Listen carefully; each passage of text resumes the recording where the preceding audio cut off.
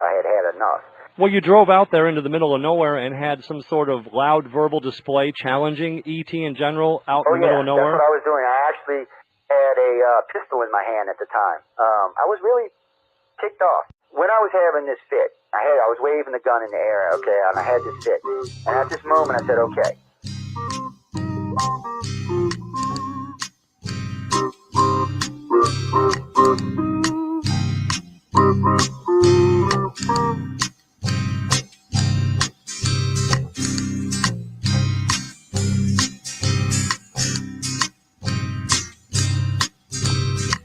He was a Louisiana man named Montaldo. Folks around called him Six Gun Joe. Worked with ICAR, don't you know? Investigating UFOs. Out for a drive with a gal one night, they stopped to check out the reporting site. When an alien lit right there on the ground, he commenced to throwing his weight around. Now, old Six Gun didn't take too kindly to that kind of thing, especially without Vaseline or anything like that, you know. Seriously. Well, Six Gun looked that critter right in the eye and said, "Any last wish before you die, yo?" Reached for his gun, quick as a twitch, and said, "Fill your claw, you son of a bitch." Now a legend spread across the land about this pistol-waving man. But if you're from space or from Earth below, you don't give no lip to Six Gun Joe.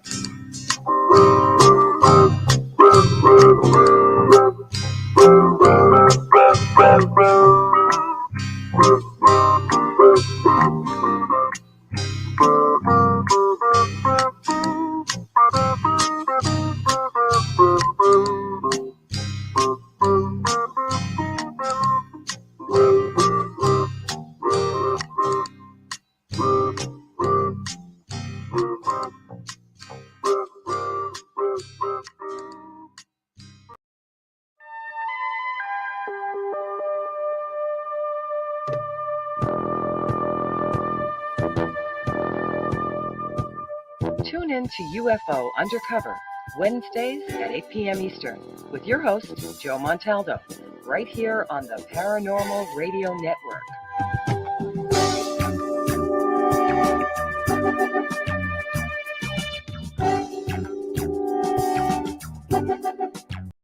Welcome to UFO Undercover, with your host, Joe Montaldo. Well, how everybody doing today? I hope everyone's having a great day here in October. You know, October is one of my favorite months. I always have a ball this time of year. I'm going to behave tonight. I haven't been torturing the host yet this year, but now that I'm back home and I'm not traveling for a while, I will be torturing the host with sound effects the rest of the holiday season. I can't help myself. But anyway, welcome to UFO Undercover. I really do hope everyone's having a great morning, great evening, great afternoon, wherever you are on our big, beautiful blue planet. You know, we go out to every country in the world these days. So this show's now, sorry, guys. I didn't mean to cough in here. This show is 20 years old, and you don't even have a mute button. Shame on me. But it's 2022? So it's 22 years old. Been around for a while. Before that, I was hosting Wake Up USA, UFO Study, and, you know, I also host The Centralist.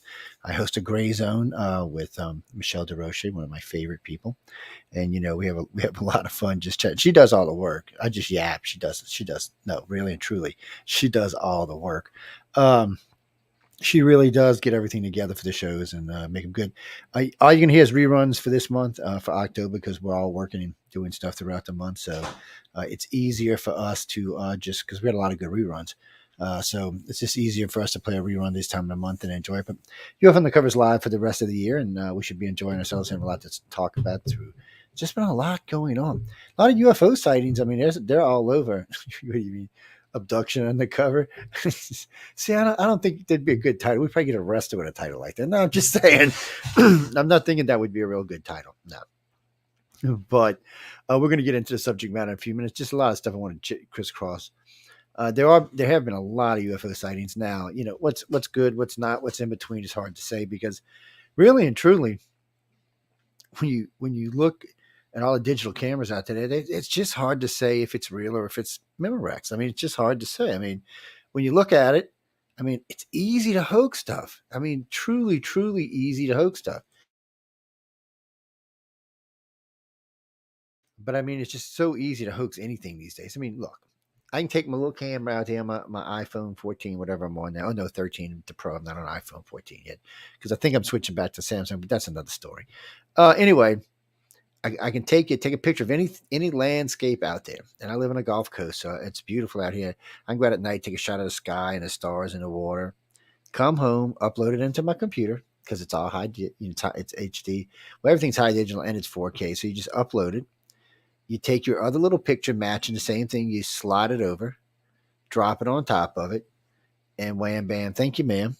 You now have a hoax picture, and it's just a shame that it's that easy to hoax things now. I mean, it really is that easy to hoax things. Oh man, the studio door's open. I have to get up and go ahead and close it. Anyway, it's just so easy to hoax anything these days. Plus, with drones make. I mean, geez, thank God they weren't drones in the 50s and 60s. It would have been ridiculous how many people would have been hoaxing stuff. I mean, I see a lot of good hoaxes that are drones, and it's hard to tell. I mean, it really is. A lot of times you just can't tell. I mean, you just got to go, well, I don't know. It's too good to be true.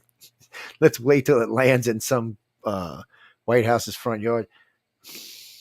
That was a smart ass comment. Now, shame on you. If it lands in Washington, I don't know what to say. We might not find out what it is. It might. Joe Biden, just stop, man. I'm not going to read those comments. Stop it. Really, I mean, if it landed in D.C. right now, I'm not sure if they'd know what it was. I'd be scared. I'd be God, man. You mean Trump? He'd have cooked them for dinner. What are you talking about? Get out of here, man. Come on. Stop.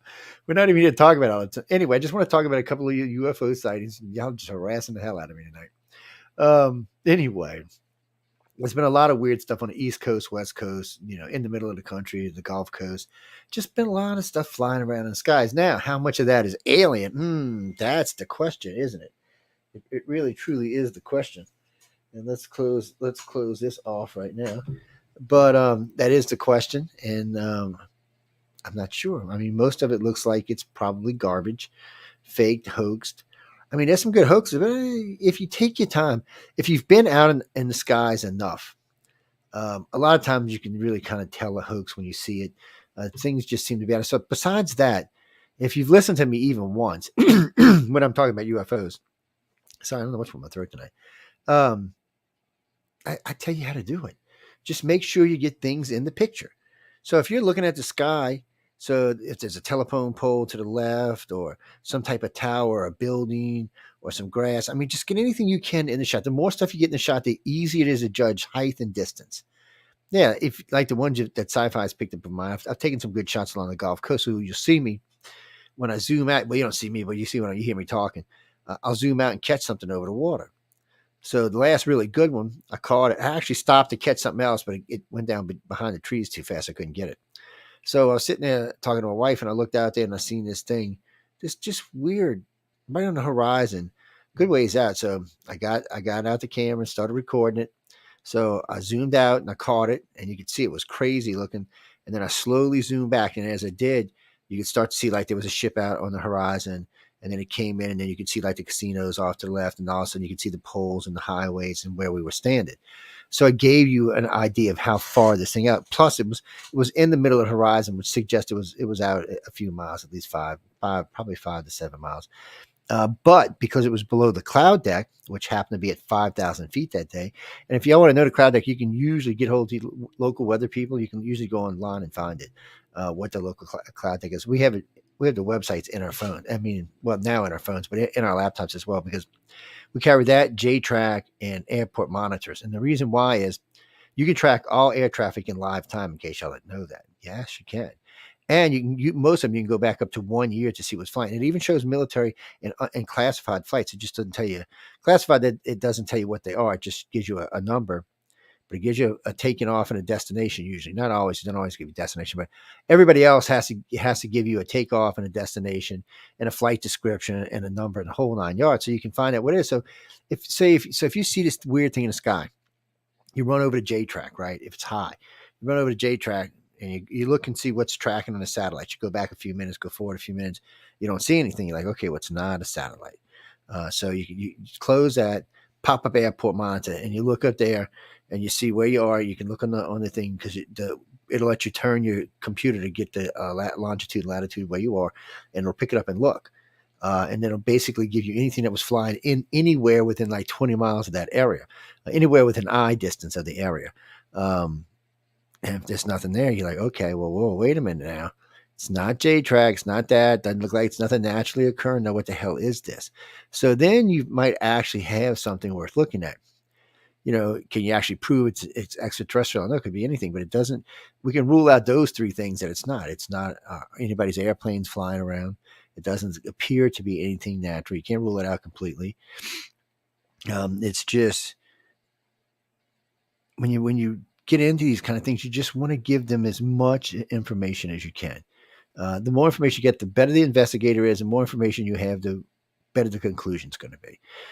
So just a word of advice, get out there, and we always tell you too, if you can, everybody has their digital cameras now, but bring an analog camera, get like a Kodak, one of them store ones with Kodak 400, if you can, Kodak Fast 800, ultra speed. So bring it out there with you. That way, if you're shooting it with the one camera, somebody else can be shooting with the other camera, and you have both, because it's a lot harder to hoax film than it is digital. Digital is easy to hoax. Films takes a little bit more effort, and a lot of times you can find out if it has been hoaxed. So just another way to help back up what it is you're seeing or not seeing or think you're seeing or whatever it could be out there in the world. I don't really know. Jamie, where the hell are you at? Oh, I don't see you. Well, you're not in the chat on LinkedIn. You're not. Oh, okay. Never mind. I see. Never mind. No, I didn't see it. Never mind. Well, no, I didn't see you in this little chat thing on StreamYard, but now I realize where you are. It took me a second to realize where you are. No, actually, we're going to be talking about, how do you know you've been abducted? How do you know? I was just giving people reference for when they're doing sighting work to help themselves. Especially if you can judge time and distance and height, it really does help to eliminate a lot of things. That leaves you with, wow, what the hell is this? Because you can tell it's under intelligent control. So if it's not us, then what is it? And if you can rule out all the us's, which you can do eventually, you can do nowadays with laptops and cell phones, you can do it almost instantaneously. It's really makes UFO hunting more interesting. It also takes the fun out of some of it because, some things you could see and wonder for days and weeks, and now you can look at it and go, oh no, there was such and such flight headed to NASA. Damn. Or it was headed to Norfolk or somewhere like that. So, it takes the fun out of it. Friday nights, yes. The Centralist, yes. I'm way calmer. What are you talking about? No, indeed not. Stop it. Actually, somebody the other day was just bitching about how nice I've gotten in my old age. I don't know if that's a good thing or not. You think not, huh? Anyway, let's get to the subject at hand. I get letters all the time and emails and stuff, and from time to time when I'm out traveling, somebody will come up to me and say, am I being abducted? And I'm thinking, well, you should know that more than I should, right? Really? Anyway, so I always ask them, well, why do you think you might be being abducted? And they're like, well, and they'll go off with a list of different things. Sometimes it's a pretty good list, and sometimes you're kind of like, and that makes you think you're being abducted. But some people really have this sixth, seventh sense about them that they know something's going on. They can sense it's going on, but they can't quite put their finger on it. So then usually what happens is it starts to manifest in dreams. Usually dreams that are just out of the norm for your everyday dream scheme, I guess is the best way to say it. For the most part, you really don't dream about things that you haven't seen or heard or picked up on. Now, by saying that, let me clarify some stuff. You see a lot of stuff, and your brain can meld faces together. So just because you may have not seen that particular scheme, your mind may have put, like overlaid two faces, and now you have one. So you have to be careful with that kind of stuff because there's other things that can make you think, other states of shock that can make you think or blame an extraterrestrial contact when it's not. So we really want to only make sure the people who have been contacted are really getting the help they need, the things that we can do for them, things any research or organization can do for them. We really want them to be able to get out there and give these people help and help these people to give us help. And what I mean by that is, each abductee and contactee has a piece of the puzzle. They may relate to an alien in a certain way. They may know something particular about an extraterrestrial that somebody else missed. These days we got a lot of cases on file.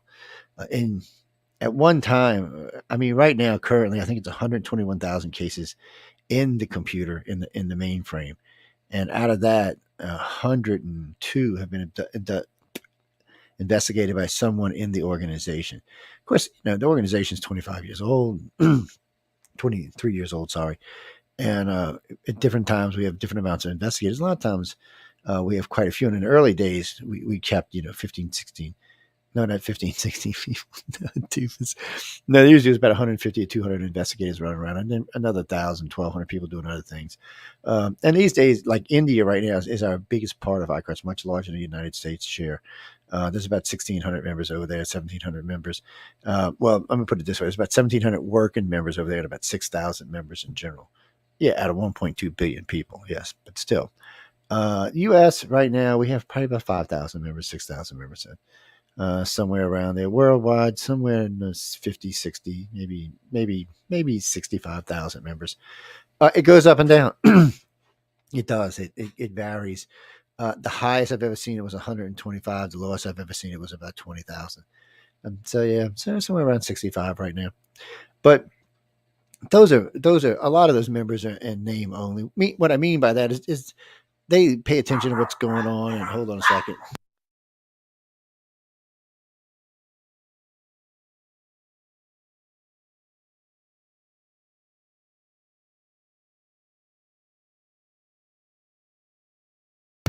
Sorry, that was the alarm system going off. Yes, how you like that alarm system, huh? Yes. I had to get somebody in the front studio to turn off the alarm system. I'm just giving you a hard time.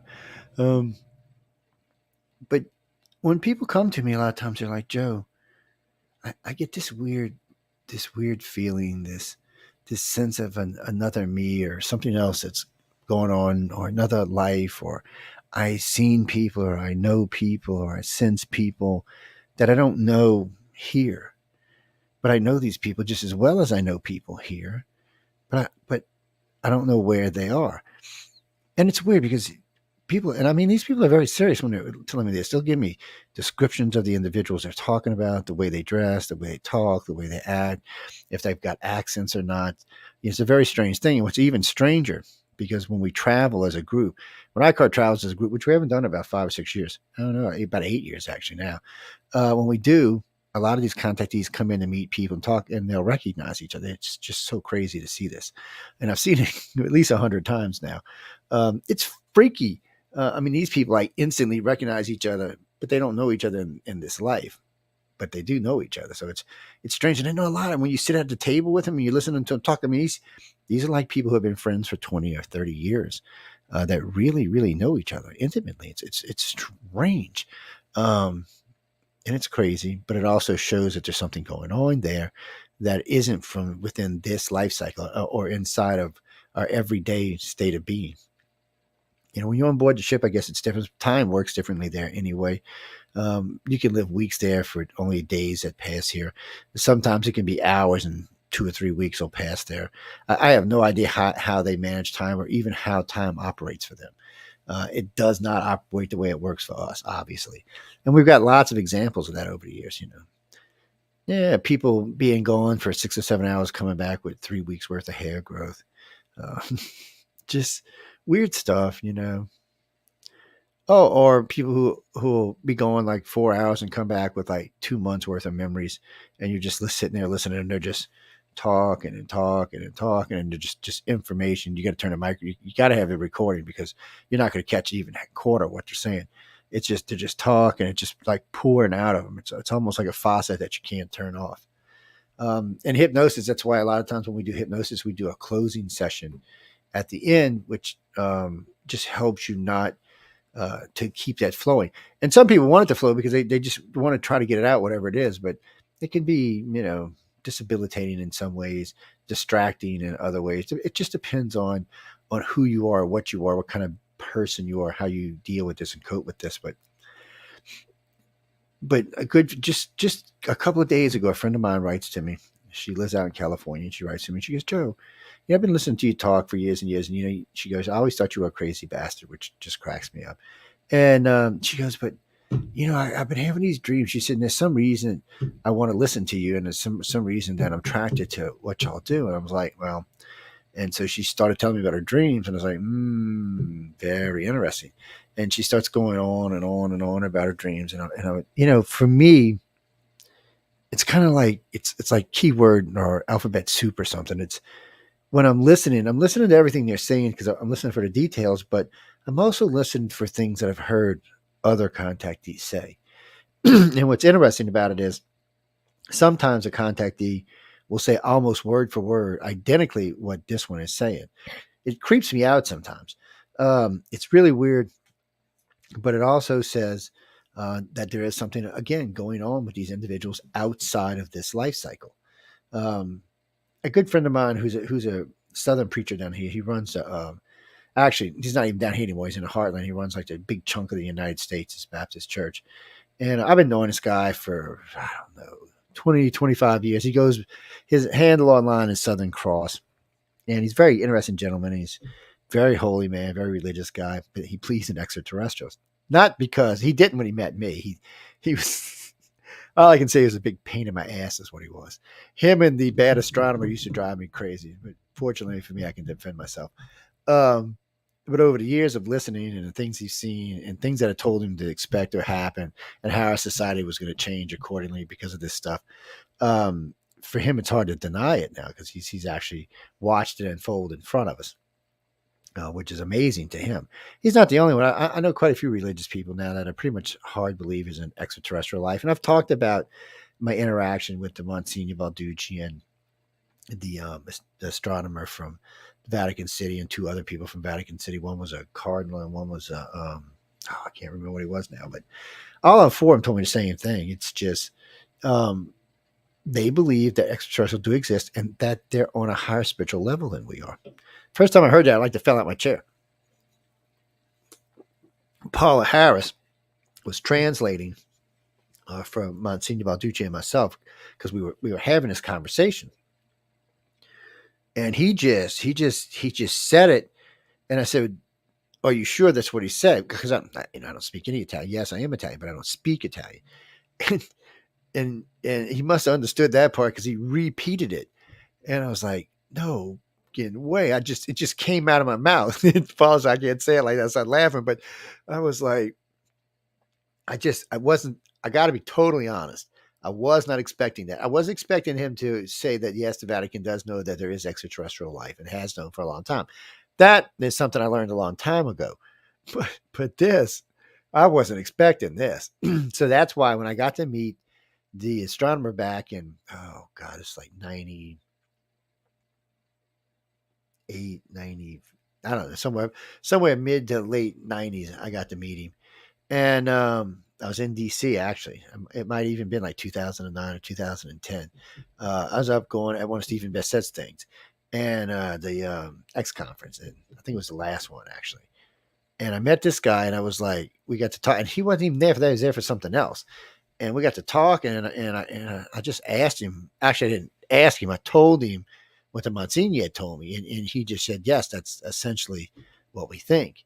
He said, if you're millions or billions of years older than us, you have to be closer to God. You have to have a better one. He said, either going to be way on the other end, like the demon or something, or you're going to have to be spiritually closer. And I was like, okay, I'm not exactly sure how that logic works, but hey, I was surprised and it caught me off guard. And then I was in Atlanta, Georgia in 2012, and I was introduced to a cardinal there at a the hell you call it, when everybody's going around to get money. Give me some money. Give me some money. I'm sorry. My brain just went. But anyway, I met him there, and I was sitting there with a friend of mine talking, and he had came and sat down next to her and started talking to her. And we were just chit-chatting, and she looked over at him and said, my friend here believes that aliens are real. And I said, why'd you have to go say that? Come on, it's a nice dinner party. Everybody paid big money to be here. I'm thinking, oh no. And I just figured he's going to go off on me, right? Because you never know where this is going to go. Because not everybody actually probably knows what the Vatican believes, even in the church. And he said, no, no, no. And he goes on about how it's essentially true that the Vatican does believe that extraterrestrials are on a higher spiritual level than us. Now, they're not saying every extraterrestrial, so I don't know if they know particular ones that are, or maybe some kind of interaction in the past. Not exactly sure where that comes from, but so far I've had 4 people in pretty decent positions in the Vatican tell me, directly from the Vatican, tell me that they believe that they have a higher interaction. And recently it was put to the Pope, and Pope said, yes, they would be God's creatures too. So he didn't even try to make fun of it, or he was a Jesuit too. I was surprised, like, oh no, yeah, don't freaking yell at it. This is us. No, but he wasn't. So I was just kind of surprised. So it really just helps now for this to be more accepted. People still don't want to talk to people who said they've been abducted by aliens. It still has a stigma. I used to say all the time, it's like coming out of the closet when you're an abductee and you're coming in the public. It's hard to deal with. I mean, if you got to work for a company or work for a group coming out and saying in public, hey, I've been abducted by aliens, it can make you, well, like I said, it's a stigma. So a lot of people just don't want to go there. They would just rather keep it private. And it's hard to trust an organization to keep it private. Some organizations, I'm not going to mention any names, have problems keeping things private. Sometimes really good experiences turn into books. Yes, that the person don't get any money from, by the way. Yeah, it's just sad. But it's happened a lot over the years. I've seen it more than a dozen or so times where someone took their contact experience to an organization and it ended up into a book that the contactee didn't get anything out of. That's just really and truly pathetic is what that is. But the experiences are out there, and we need to keep it going like that. So it's when we go across all the way across, when we change directions across to go to the opposite side of this for a minute. So some people, when they hear that someone's been abducted or contacted, instantly get angry, instantly get mad. Like, it can't be, and I hate you, and it's not true, and you're evil, and blah, blah, blah, blah, blah, blah. Excuse me. I'm like, really, why? Why does it have to be demonic if someone's being taken? I don't understand that. See, when people tell me shit like this, it aggravates me because really, I would think Satan had more and better things to do than fly around in spaceships screwing with people. Because it's not that large of a segment of it would be one thing if everybody in the damn planet was having this experience. And I say, okay, well, maybe he's got a plan, but it's not that large of a segment of the population. And they're not angry against society. It's not like they want to go out and kill anybody or destroy anything. They're usually people that tend to get enlightened over the years in a much better way. And they move away from being religious and become spiritual. So it's a different kind of folks. Now, there are these people who go a little overboard with the spirituality, which I'm not hating. I know y'all are all looking for your extra seat on wherever we're going on the other side. But, sometimes it can be debilitating in this life. And I imagine when you get on the other side, you are judged by how you do things over here. So just keep that in mind when you're, I'm being serious. Well, if you get displaced, hold on, let me fix this. If you get displaced or you find yourself like apart from someone, that means you were picked up and put back. It's not even that they pushed you. They usually just zap you and then zap you back. The problem is the way time works in and the way time works here. You could have been up there 30, 40, 50, 60 minutes and then put back as far as your little brain worked. And I don't mean this in a bad way, not about your brain. It's just we're humans. Our brains are like, okay, well, nothing really happened. It was just like a flash or a poof or what the hell, some kind of weird shit pushing me around, air. And then our minds have a tendency to grasp onto things. Like there could be a dirt devil involved that became something else, or our brain or look at something like a blur. I don't know how to explain it. It's like a blur in the air movement. Like you can see the air, but it looks like the air is moving. Maybe there's some kind of coloration into it or something, but it seems to be moving in some kind of way. We can turn that into a lot of things, and a lot of times it's exactly what we saw, and a lot of times it's not. And how the hell do we know which one is which? Well, usually when people are sober and not on drugs, it's usually the latter. Sorry. I'm sorry, just seen that comment. Anyway, I apologize. All angels are extraterrestrials. Well, I can go with that, Justin. Look, what is the definition of an angel? What is the definition of extraterrestrial? So, if you ever get a chance to read Hitler's book, Mein Kampf, you'll notice he talks about fair-haired, blue-eyed angels who used to come talk to him in the middle of the night. Yes. So, knowing this cracks me up because the description of a human-type alien is fair-haired, blonde-skinned, blue-eyed, blonde hair, blue-eyed, angelic-like beings with larger heads. I don't know. Are they angels? Are they extraterrestrials? Hell, I wasn't there. I don't know. I don't even want to speculate because I really don't know. Well, my problem with all of this is we can only judge shit by what we know. So 2,000 years ago, you seen some guy performing what looked like miracles, but today those miracles can be reproduced by man. So are they really miracles? Or were they something else? That's always been the problem. And that doesn't just work for when we talk about Jesus. That works for all the gods and past gods. We don't know. I would imagine the Roman and Greek gods are probably the same gods, and they were probably freaking extraterrestrials. I would put even money on that. I mean, they just sound like they are. It depends what religion you believe in. And I'll say this, like I say, and I said this, if I had $1 for every time I said this, I could be a wealthy man. I personally tell people, if it makes you feel as snug as a bug in the rug, then you should stick with it. If it gives you that sense of like something's wrapped around you and keeping you safe, you should stick with it, whatever it is. I'm not hating. I mean, it's a hard feeling to find. Well, first off, I'm not exactly a little guy, so it'd have to be like some monster thing wrapping around me and stuff. But getting back to while we're here, when these abductees come to me or contactees come to me or anybody in the organization or in behalf of anybody we know who sends us people, which quite a few people do, it's a scary kind of feeling when you meet one that you know is real, that this is really going on in their life, and they're just grasping for anything. They're really, truly not wanting to know what this is. They do, but they don't, because once they know it's an alien abduction, then they have to come to terms with it. And how do you deal with it?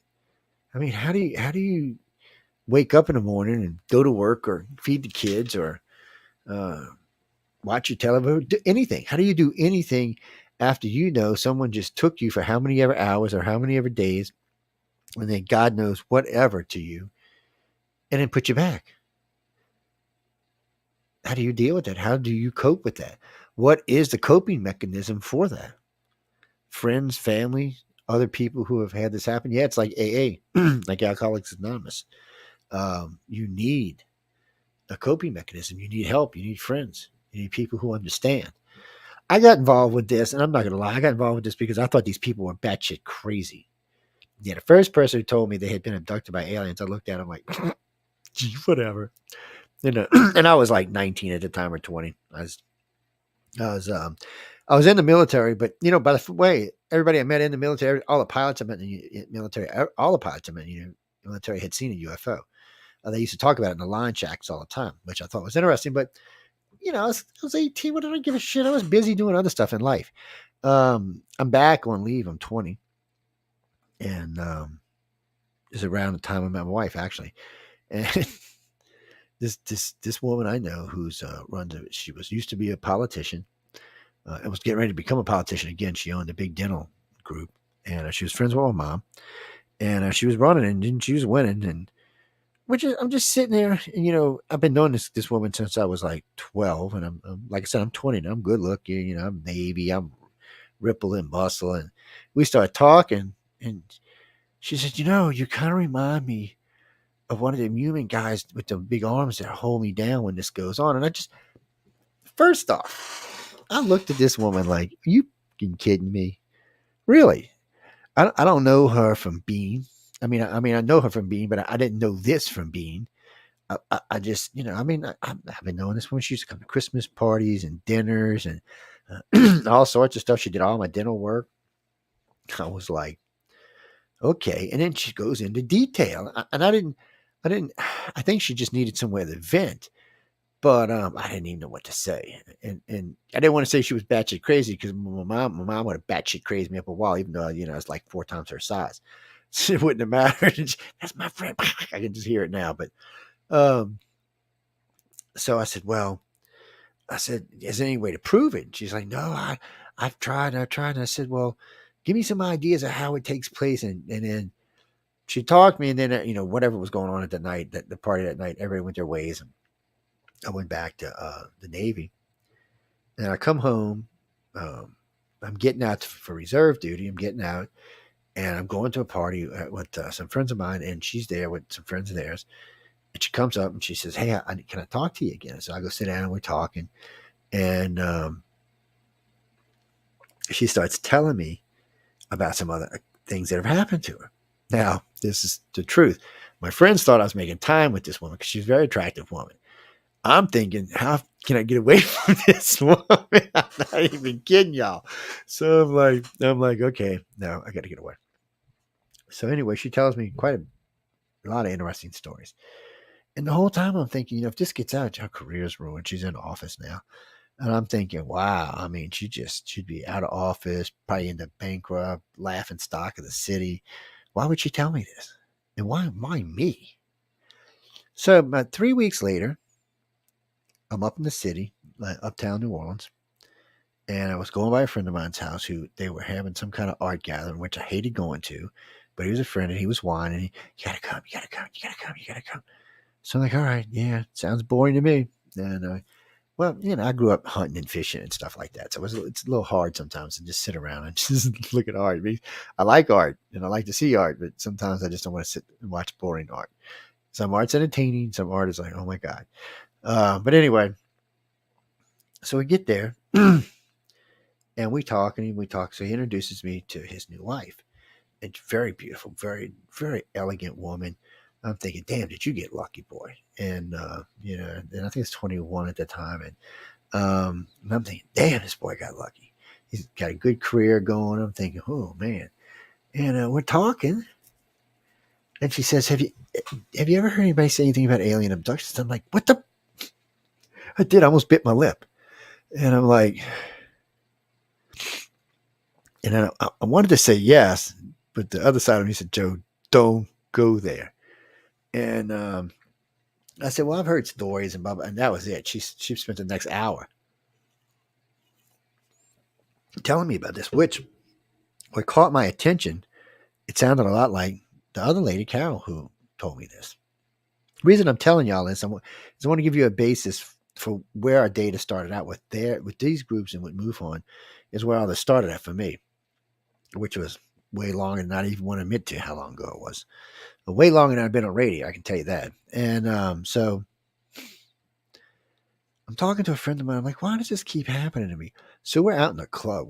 We're getting drunk, snot-faced, shit-faced. We got reserve duty coming up in a day, so we are just getting ripped. And meet this girl. We're talking, just chit-chatting. And I'm not kidding you. I'm not kidding you. 10 minutes in a conversation, she starts telling me about, have you ever heard about anybody being alien abducted? Do you think I'm crazy because it could have happened to me? Now I'm thinking, don't want to go here with this girl or not. Because first off, I was thinking, ooh, she hot. But it just threw me off completely. I didn't even know what to think about it. So then I said, oh, you know what? I went home. The next morning I got up. I started talking to some of my friends. I said, I'm going to start looking into this. Lo and behold, was I a dumbass? Because here I am, how many millions of years later, still looking into it. The more questions and the more people I met, the more questions I had.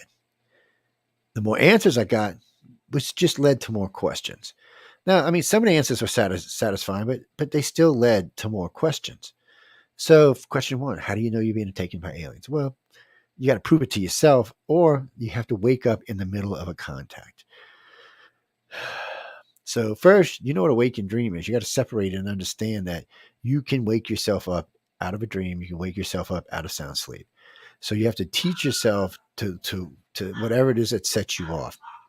Something touching your arm, something touching your leg, something foreign to your body, something that feels intrusive. This is for men or women, by the way. Um, you have to focus on those to see if you can trace it back to its source. Um, if you feel something cold or wet or tacky or whatever, squeezing on your arm or something, you want to be able to concentrate on it. You want to see if you can see it. You want to see if you can sense or smell anything, hear anything. You want to track down every bit and piece of information just from that one squeeze that you can, because each one of these pieces will help you to understand that something happened to you. The other thing about coming public is there's always a chance that you could get military abducted, and we'll talk about that in a little while. But getting back to the sensory parts of this, so for most 75, 85% of abductees who are now contactees, it starts out in their dreams. Sometimes it's even almost a waking dream, like you're walking through your house and it's almost like you see something. You even kind of feel like you're somewhere else for a moment. It's a very weird thing for people, but still they sense this, and it usually though you start to see it in the dreams, and the dream part, certain things manifest. Okay, to a lot of the 70s, 80s, and even mid 90s. So a lot of the women who'd go see the gynecologist would write to us afterwards because the chair, the stirrup chair, flipped them out, completely flipped them out, because wherever they were being taken to, there was a chair like it there. It was actually it had 8 chairs. It was a round thing with 8 chairs. But now a lot of times when I get descriptions of these, they sound like they're stainless steel or metal, which suggests that there may be ET involved, but the technology seems to be ours. Because the other 3 races don't really use like stainless steel. They use different types of stuff. Matter of fact, they all use something different, to be honest with you. The Greys have the way they do it. The Reptilians have the way they do it. And the Humans have the way they do it, which the Reptilian human, it's actually abduction criteria, by the way. Yes. Mm-hmm. But we told everybody about how the Grey did it. So, but anyway, it seems like sometimes there will be aliens there, or the redheaded doctor will be there, which is a show by itself. The redheaded doctor is manifest in so many people's dreams. It's not even funny. A lot of these exams are performed. It, whatever you want to call it, sounds like a hybrid of some sort. I'm not even sure what sort it is, because a lot of times it has a mask on its face, of course, which would mean nothing in today's society, right, with COVID. But still, it's creepy, weird.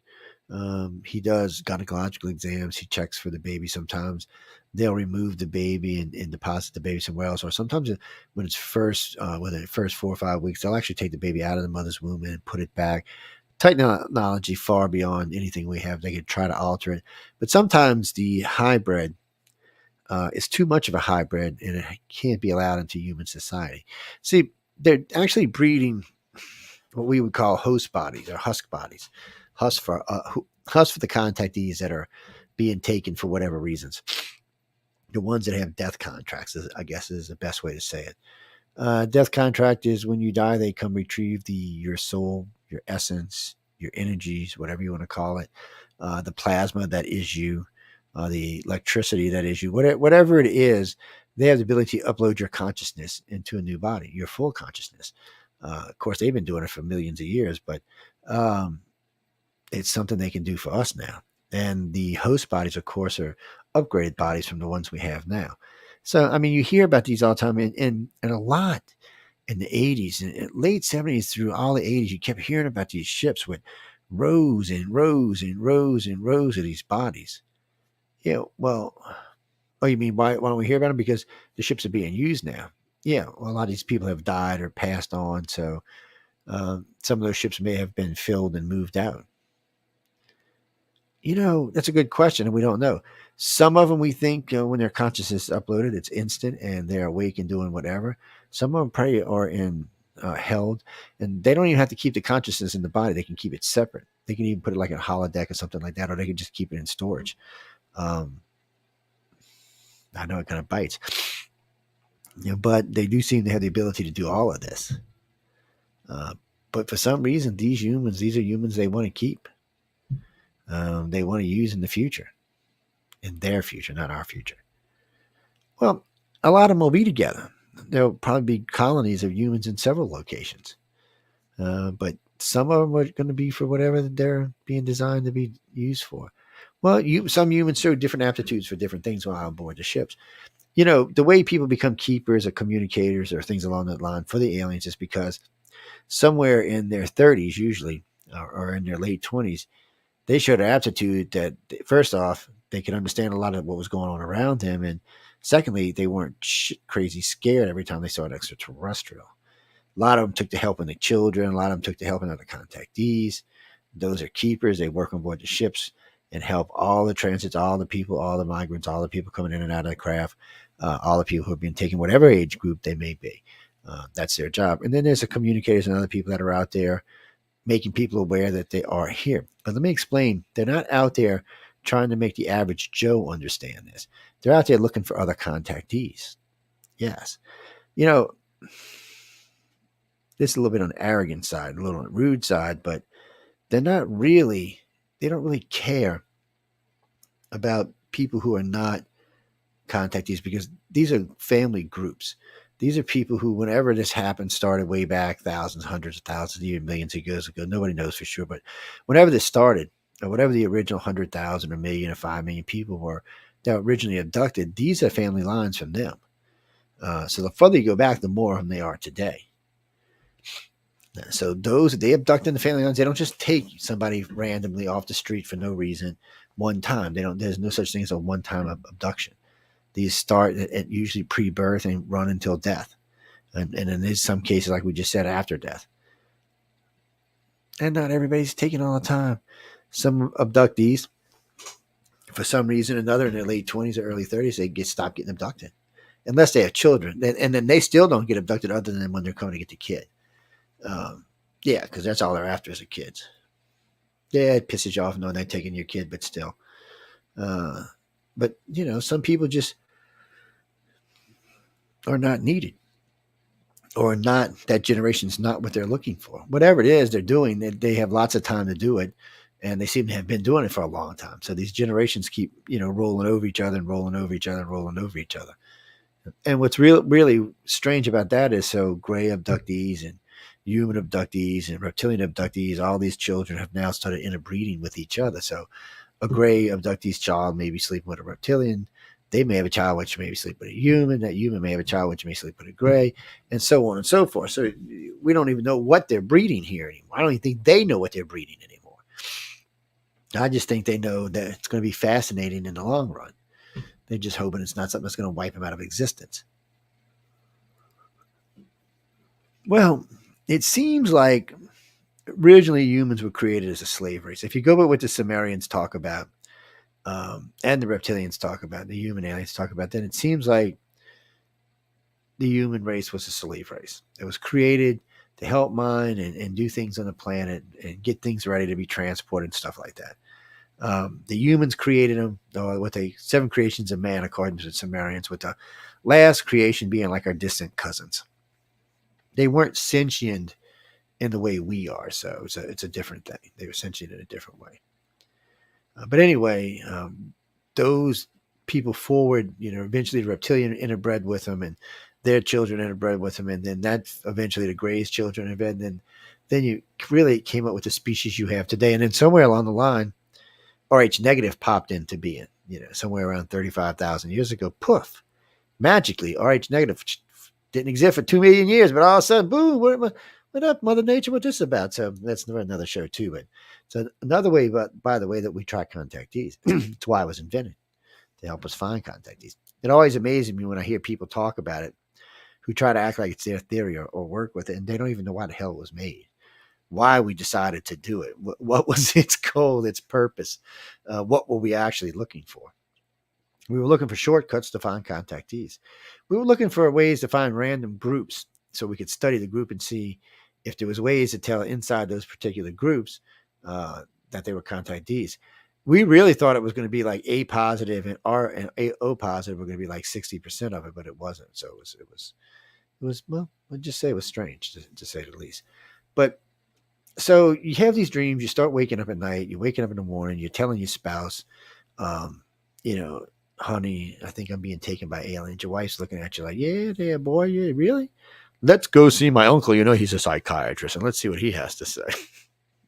You know, today, though, you might get a psychiatrist that might go, well, he might be being taken by aliens. So, but anyway, you know, this drove people to go underground, to hide from it, to try not to look for it, to try not to understand it, not to try to keep it out of their lives. One of the things we teach abductees is how to incorporate this into your life, because it's part of your life and it's a lifelong thing. Unless you're one of the ones that get dropped, and if you do, grateful to you, and you don't have to worry about it anymore. But for the rest of them, it's not. It's a lifelong thing, and there are advantages to it. Remember, they don't take anybody. If you're not, when you know you're being taken, you know for a fact that you're at least empathic, more than likely telepathic, but at least empathic. So these abilities you can use in your everyday life. I use them. I know a lot of people who use them. What do you mean? Just because you're a telepath don't mean you're a contact? Yeah, I disagree with that. I don't think random people have a latent telepathic abilities. And I can prove it. I've done many tests on this. It's not even a hard thing to do. Anybody can do this. Print you out a sign that says psychic testing being done today. Okay.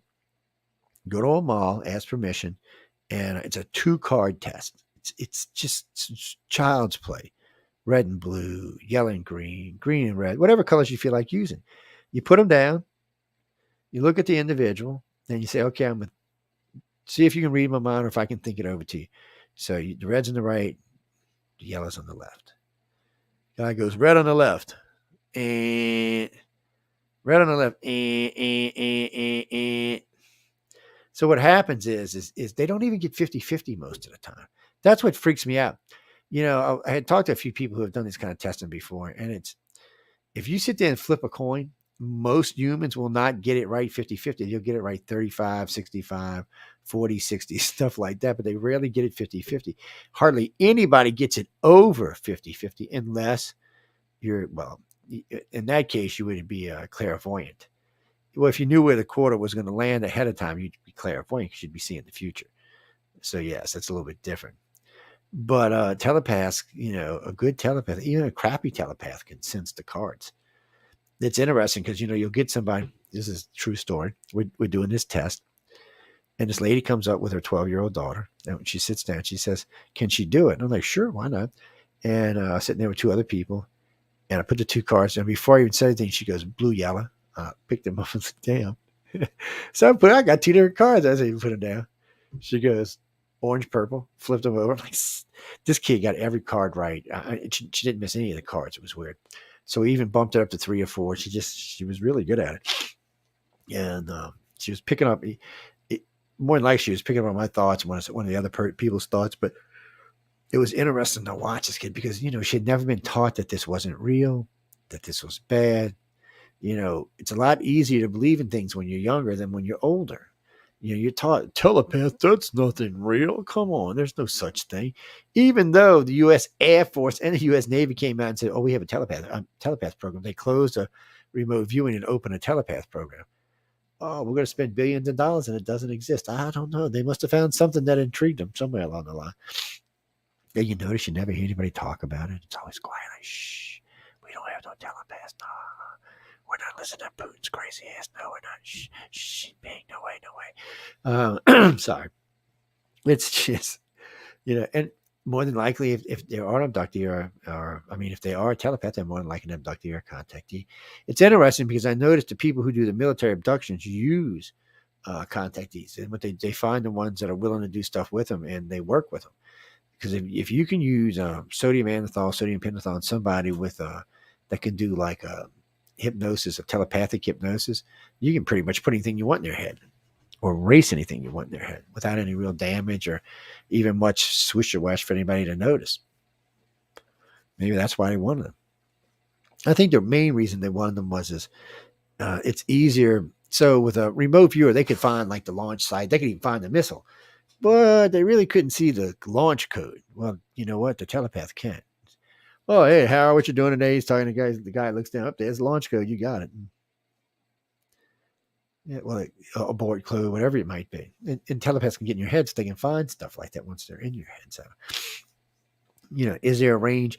I doubt there's a range. I think the range would be the person's own belief in their own abilities. From people I've met over the years, that's my personal observation. There's no proof to it. Not as far as I know. There's no scientific proof to it now. There's none at all. So, like I said, going back to and manifesting your dreams and weird smells, weird sounds, weird sights sometimes just set you off. Things that would not normally bother you, like some rides where they shut like a cage door and you flips you out. Laying on a doctor's table flips you out. Like I said, getting in the stirrups flips you out. And when I mean flips you out, I mean flips you out. Oh yeah, if some of these kids, when they talk about some of this stuff, I mean they flip out. It's these are all signs that you've been taken. Now, some of these signs that you've been taken by the aliens, some of these signs have been taken by the government. But if you haven't come public and the government gets you, that means you've been in type of, at least have had therapy of some sort or been in a mental institution, one or other, because they track that. If someone comes in and says they've had contact like that, they track that out of computers. Oh yeah, they source that because they're looking for answers just like we are. They're trying to get to the truth. Why the aliens aren't telling them jack. They're like, you know what? We're here. There's not much you can do about it. Kiss my happy ass. That's pretty much how the Greys, reptilians, humans look at it. Well, that's even how tall whites out at Area 53 look at it. Like, what are you going to do? Really? What do you think, human? What are you going to nuke your own damn planet? It's not even going to phase us. So kill a bunch of humans. It's, they know they got us. Whatever they're doing here, they're doing. There's nothing we can do about it. I tell this to people all the time. They're not our friends, but they're not our enemies. They're really here. It's they're like, this is their agenda. It's not our agenda. And it's not about us per se. We're part of their agenda. But their agenda is a long-term, many human lifetimes. And they're just watching this go along. They're performing different kind of experiments. Now, from what I understand, things have been progressing as far as types of experiments. It seems like some of the old stuff they've gotten away from. There's other stuff they're doing. It also seems like because they track family lines for so long, they can actually observe how family works, how family system works, what you can expect, how much of this is taught behavior, how much of this is genetic behavior. Because, when you can watch the father and grandfather and great-grandfather and all the sons for 100 generations, you can kind of get an idea, what's genetic and what's not. Same thing with females. It really doesn't matter what sex you are. Just if you can see that far backward, and think about this, because the Greys have such a long lifetime, so do human reptilians. The guy that's working on you or the girl that's working on you could be the same one that worked on your great-grandfather removed 50 times. The one from 100,000 years ago or the one from 1,000,000 years ago. It could be the same Grey. Hell, he might be looking at you. You look like a lot like your great-great-great-great-great-great-grandfather removed 100 times. Yes. Yeah, that's kind of cool. Look at that. Yeah, kind of like a replica or something. Is that a reincarnation? Are you the reincarnation and don't know it? Yes. Well, I guess they would know because they would get to watch. So they could tell you if reincarnation was real or not. They could tell you if it followed family lines, if it branched out and did other things. See, because they've been observing us that long. I know. I'm not going to get a sip here, guys.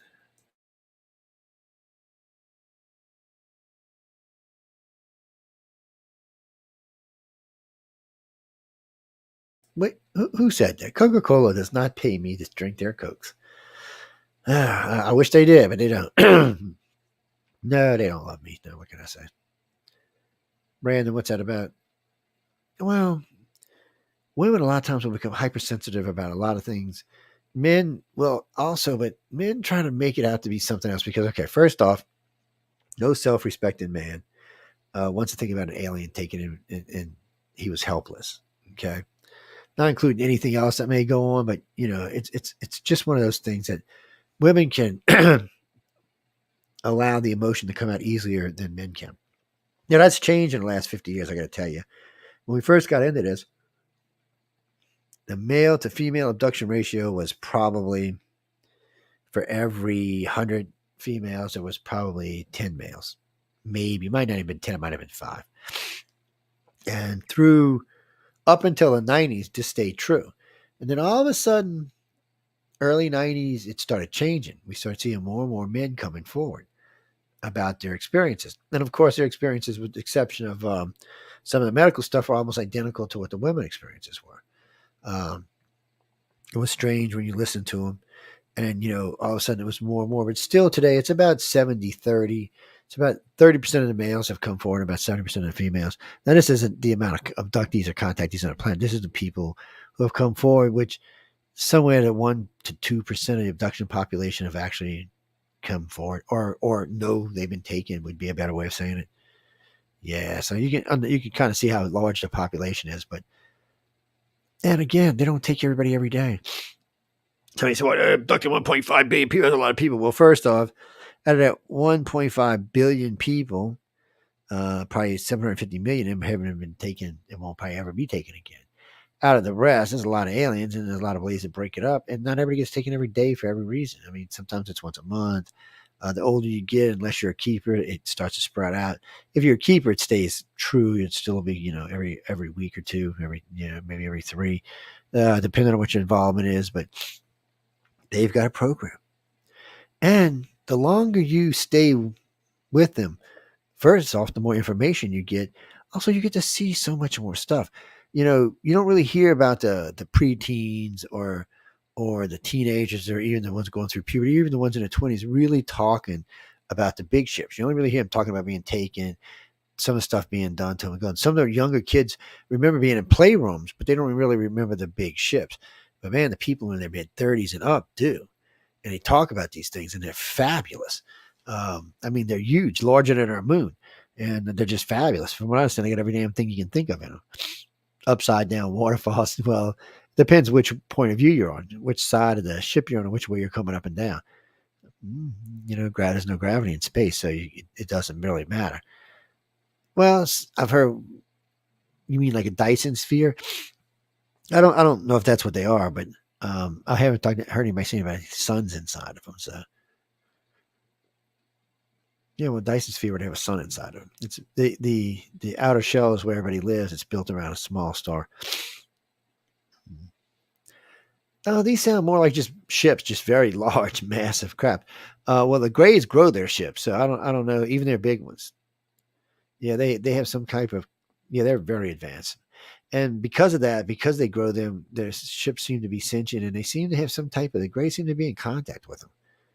It's almost like they're assigned to each other. Yeah, I don't know how to explain it. It's weird. Yeah, you know what, Crease? That's right. It sounds a lot like Babylon 5, like the Vorlons. It sounds a lot like that. Matter of fact, the very first time I ever saw Babylon 5 and I seen that, I was like, well, shit, this guy must be an abductee. Oh, I have no doubt that Gene Roddenberry was, or knew somebody who was. Steven Spielberg too.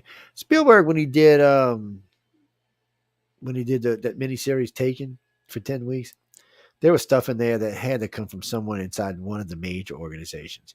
Some of that stuff, he had to know somebody who really had been involved in it pretty deep, like the way the Greys move and the way they work. Because gravity doesn't affect the Greys anywhere. Doesn't matter where they are, space, ground, land. They go up the walls. It's like they're like ants almost. And they're very strong, way stronger than we are.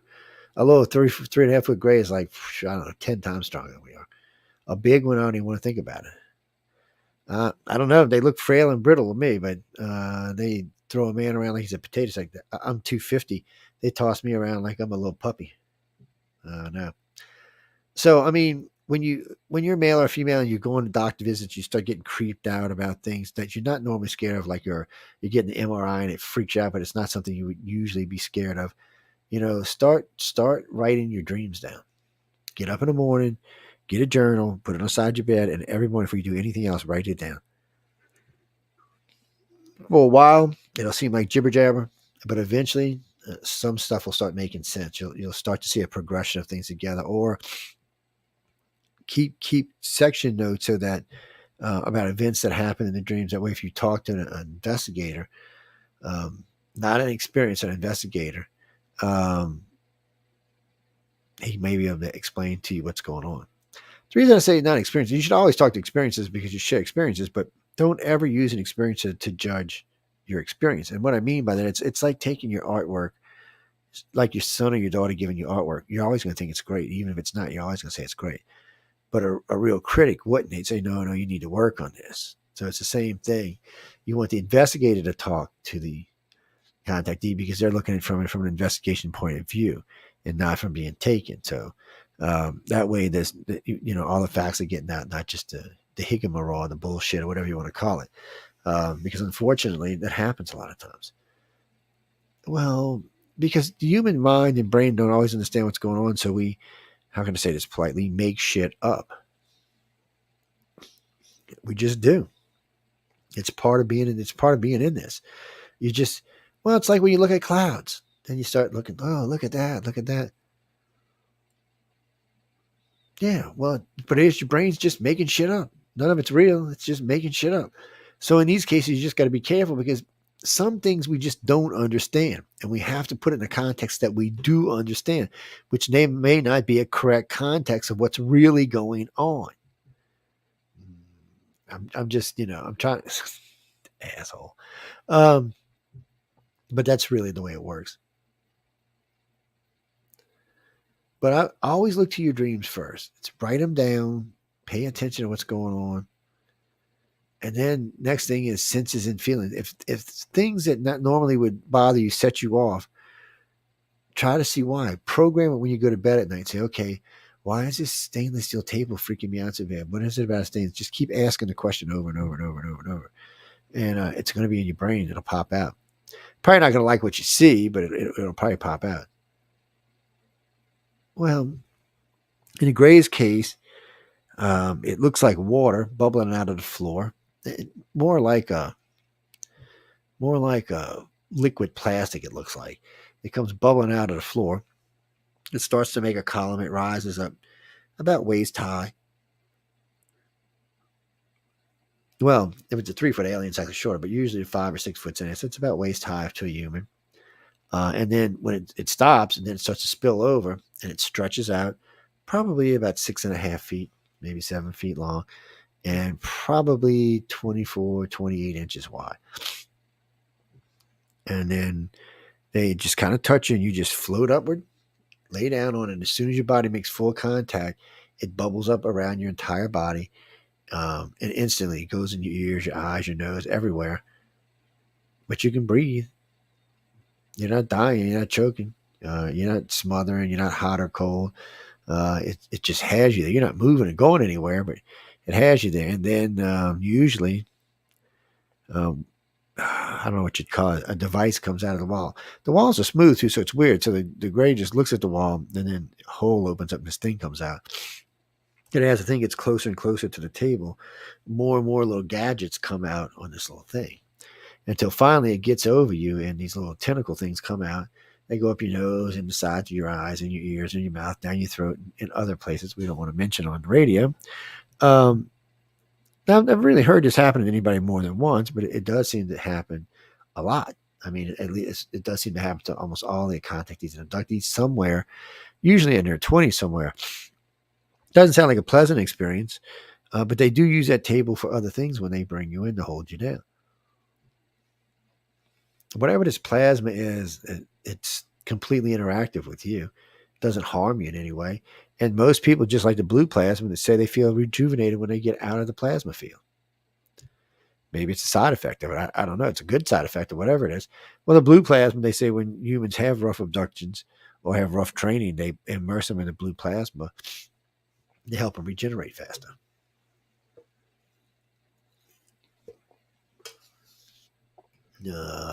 There's lots of stuff about the blue plasma. They say it's fuel for the Gray ships. It's a self-replicating fuel. It grows. It feeds the ship, but somehow it feeds itself off the ship. It well and grows. The Grays can use it as food. They just absorb it like an osmosis through their skin.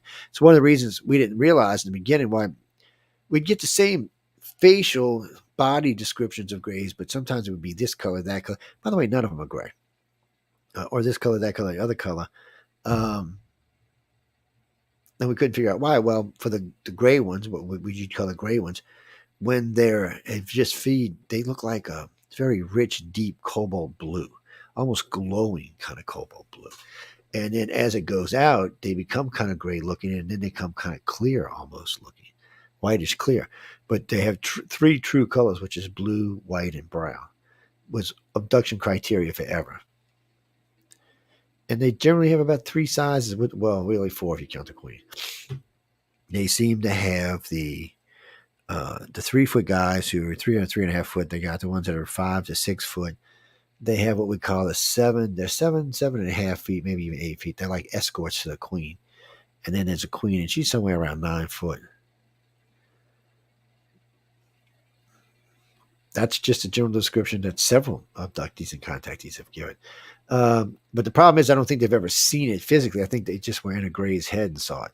Yeah, I don't think they've actually. Yeah, would you let some crazy human up by your queen? I'm just thinking about that. You know, why would the queen be here and not wherever they're from? It just, Well, we know with the reptilians, they have genetic memory. So we know that contactees experience genetic memory sometimes. They have dreams of events. They know they were there, but they weren't actually there because they couldn't even been there. It was an event that happened, thousands of years ago, hundreds of years ago. Just weird and strange stuff like that. But abductees have a hard time because when this first starts manifesting, you just, who do you tell? Who do you talk to? Is there any real answers on the internet? And there are some. Beware of charlatans, beware of idiots, beware of people who want to make money off of you. But there are answers out there. But, once the dreams start and once the manifestations of weird stuff starts where, things are setting you off or scaring you or making you jumpy or whatever, and then you start having these synchronicities of sights, sounds, and smells, clocks, every time you look at them are certain numbers. They're always on whatever 222, 111, 333. No matter what time you look at them, they're always there. There's just a lot of little things that start to click in. You'll start sensing things. You'll be walking down a hallway or walking into a walkway where it's like this weird tunnel, and it'll set off a memory or a dream. Things like that. Generally, either you're going crazy or you've had contact, one or the other. Should you go to a psychologist, that is your call. Because most psychologists are going to think you're nuts. You could be nuts. That's the problem. You really could be. Or you could be a contactee or an abductee. So, most contactees and abductees lead normal everyday lives. That's one of the things we'll talk about real quick is learning how, once you come to terms with this, once you know this is happening to you, the next phase is just really incorporating this into your everyday life. Understanding that this could happen at any time and that things are going to get weird. But, depending on what age you are, it might even be a good kind of weird. So they take you go do your business. They bring you back, and you're back to everyday life. It's two lives. It's a double life. But you can learn how to live both. And by learning how to live both, you're allowed to retain much more information from the other. Well, some things that they would not normally let you remember, they may let you remember because you're not a threat anymore. They don't think you're going to run to the government and say, oh, no. They know actually you're not, so they don't worry about it. They know that you really are working for whatever these agendas that they're working for. You're actually working towards that. So they allow you to remember more. And when you're on the ships, you're allowed to remember way more. Well, one of the problems for humans is we have a little tiny brain. Just compared to the galactic, okay? Eventually, ours will get there, but right now it's a little tiny brain compared to theirs. So for us, not just us and other species, when they're on board the ships, you have storage on the ship's computers. Well, the storage for them is anything you want. You can learn anything you want. You can be uploaded or downloaded into your brain instantly. So you can even take something out, put something in, like if you need a special skill for something, but your brain is like clogged up, you can actually have something removed, put this in, and then remove it and put the other one back. For Greys, it's just a place to access stuff because their brain's way bigger than ours and they don't really need it. But for us and other alien races, it's a cool thing. And well, we got a huge a couple of terabytes, but a couple of million terabytes, but still, it fills up fast in our lifetime. There's lots of stuff, little things, flicker a light, watching a candle, having dinner, all that stuff is in your memory. it's fond memories for you and fun, but it's taking a valuable, data space that you could be using and learn how to fly a spaceship or something. So, speaking of that, someone could have told me that you could go immerse yourself in Star Wars at Disney now. So you can check into the Disney space, to the Star Wars store cruiser, get on board the cruiser, get a room, get in costume. They have all kind of stuff going on in the cruiser and stuff. Yeah, the evil people board the cruiser and stuff. That sounds pretty cool, man. So for 2 people in a king suite, for 2, it's 48 hours. That's how it's set for. Because they bring you. You land you get to the space dock. You get in. You got to be in by 4. You get on board the landing craft. The craft that takes you up to the spaceship. It flies you up to the spaceship. You hop in the spaceship. You go get checked into your room. They got dinner and all kind of stuff throughout the days and stuff. And they have events all the time going on. Storyline. They got a couple of robots you can check in with. The bed. The rooms are cool. It's a cool little setup. You got windows in your bedroom so you can look out into space and stuff. I know. So 2 nights, $5,000. That ain't even a good room. Yeah, it's more like 8. 2 nights, Disney, $8,000. Experience sounds fabulous. It really does. I don't know if it's an $8,000 experience, but it sounds fabulous. And $8,000 be a good down payment for a new boat, man. So I'm just thinking, which one do I want? 2 nights at Disney's Star. Hey, it sounds cool as hell. If it's the real thing, I'd do it, man. But I don't know. You mean dress up like Obi-Wan Kenobi? No, I'll put my hair down and dress up like Qui-Gon Jinn. Yeah, see, look, see right here. Yeah, dress up like Qui-Gon. I know, huh? But getting back, I know we keep getting off topic here and changing topic and jumping around, but getting back to what we were talking about, those things we mentioned earlier in the show are ways to know that you have been abducted, or at least to help you start asking the right questions and looking for the right people. But more and more things are going to manifest. And it's not really easy to put the genie back in the freaking bottle. The more you look into this, the more you accept what's going on, the faster it comes to you. And then you'll start being conscious of some of the events, some of the stuff that happens. Well, it's like catching something at the corner of your eye, or being somewhere when an experience is going down, but you're not part of it. But because you've been part of so many, you're allowed to witness it because you're not a threat, or because you're a keeper, or a contactee, or a communicator or something, you're allowed to watch it, to be part of it. And sometimes abductees and contactees are called to places to be taken, but sometimes they get more than what was expected. And what I mean by that is sometimes the call goes out and somebody's had already been taken or not supposed to be in this group that show up anyway. Well, they don't actually take y'all, but they let y'all participate as part of the loading parties or part of the people that monitor or help to keep them cracking up or getting upset or something. That's their jobs. It's interesting to think about it, but when these events are going on, you're aware of them, you see them, and then you're allowed to remember a lot of this. That's once you get past the abduction stage. But so as you're fighting through being an abductee or finding out if it's real or not, again, find someone who's good. Is hypnosis always the answer? No, hypnosis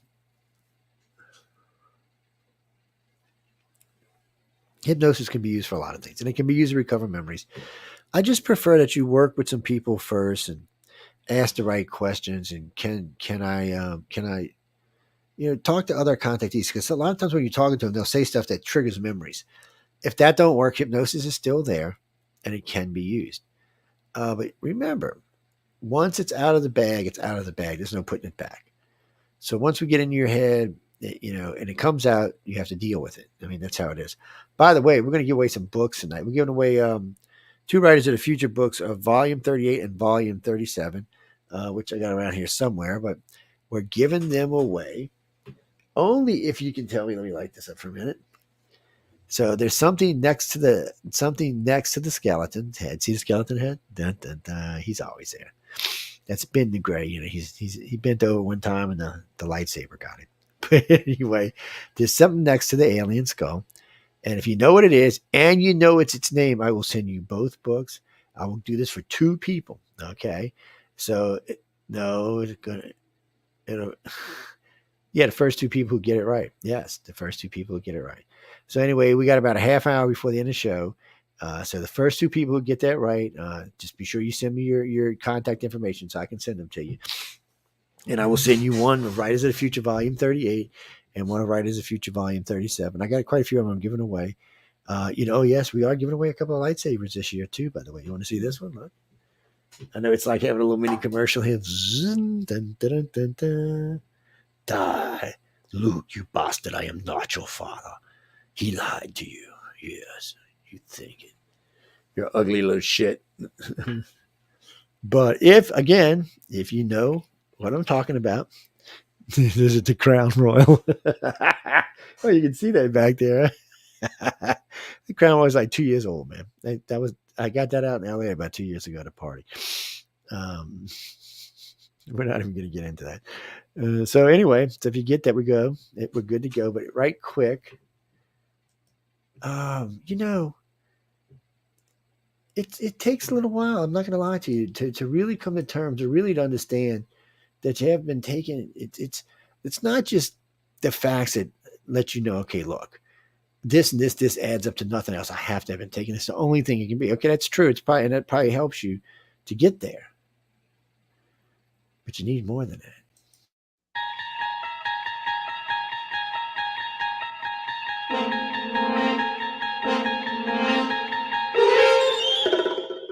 You're listening to UFO Undercover with your host, Joe Montaldo, right here on the Paranormal Radio Network.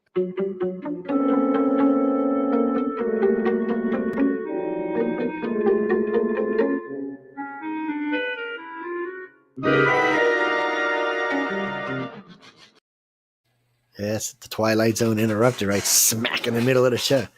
This lightsaber came from Fan X in Salt Lake City, Utah. Is up there. Let's see. We'll look at it. I see a couple people ask me about it. Yes, this one's being given away, by the way.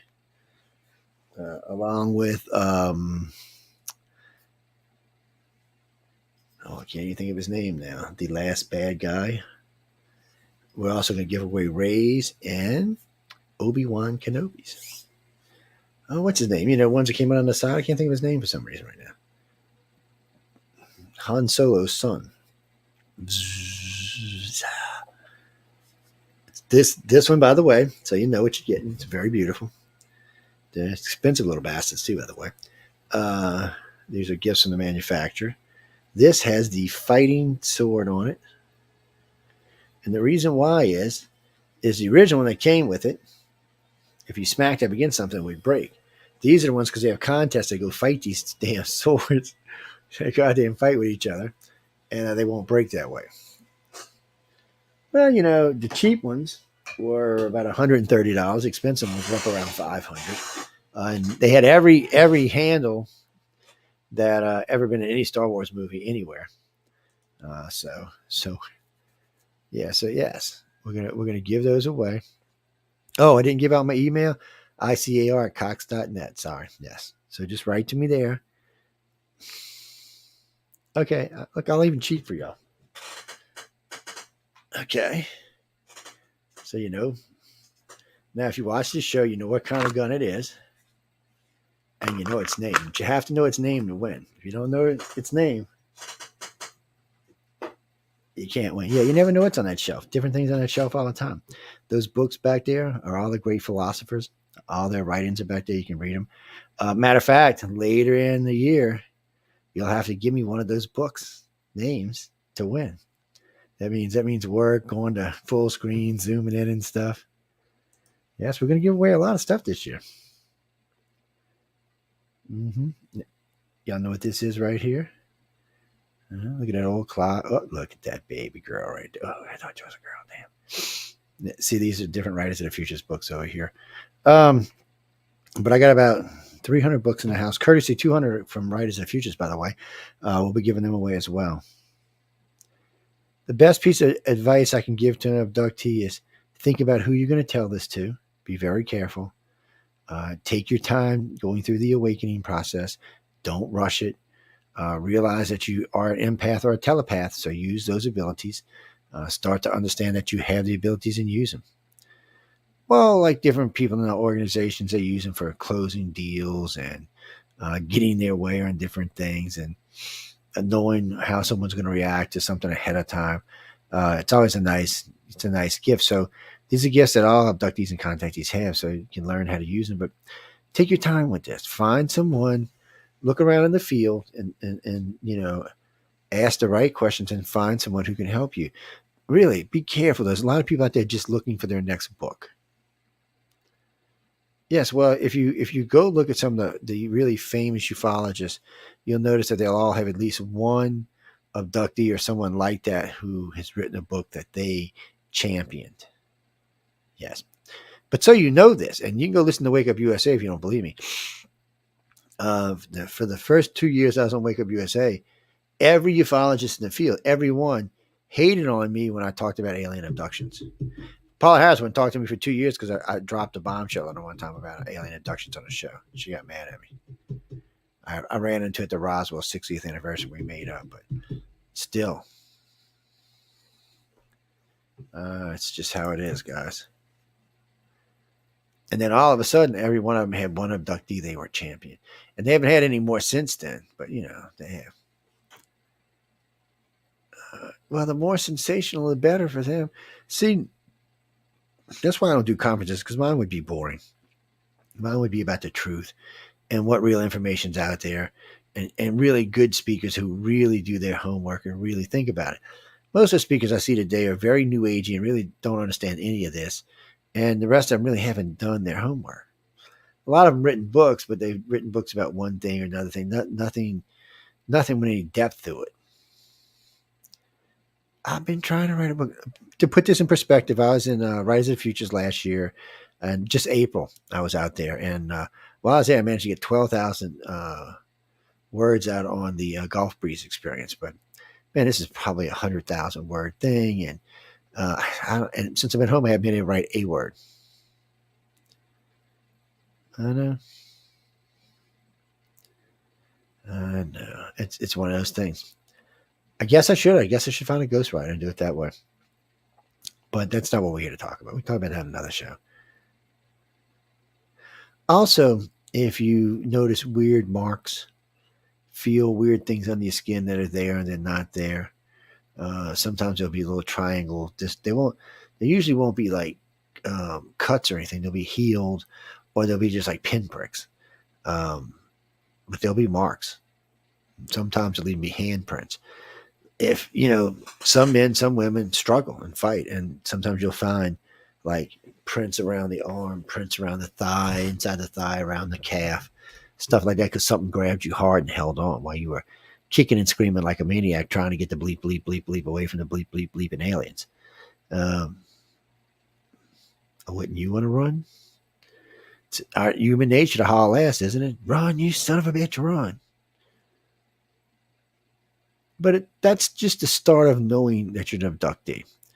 By going through these different things we've talked about tonight, it kind of helps you to know that it's time to find someone to work with.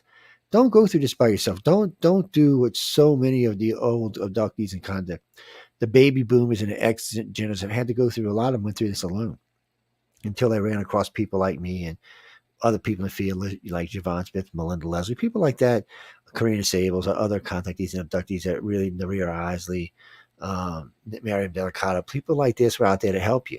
They're not into it to make money. They're out to want to help you.